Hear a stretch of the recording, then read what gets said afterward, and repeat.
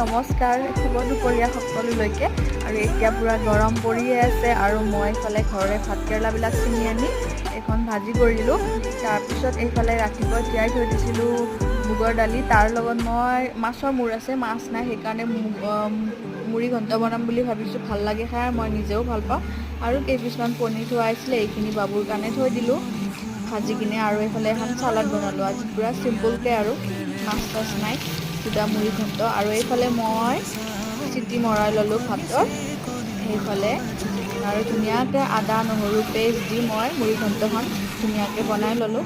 আৰু এইফালে ঘামি জামি অৱস্থা মোৰ নাই, বিৰাট ৰ'দ দি আছে। আৰু এইটো আছিলে আগৰ ভিডিঅ', সেইকাৰণে মই এতিয়া আপলোড দিছোঁ। আৰু এনেকৈ ধুনীয়াকৈ চালাড বনালোঁ, আজি ৰাতি দুপৰীয়া ভাত সাজ এনেকৈ ৰেডি কৰি ল'লোঁ। খাবলৈ কিন্তু বিৰাট টেষ্টি হৈছিলে। আজিলৈ এইখিনিয়ে আছিল, নেক্সট আকৌ লগ পাম।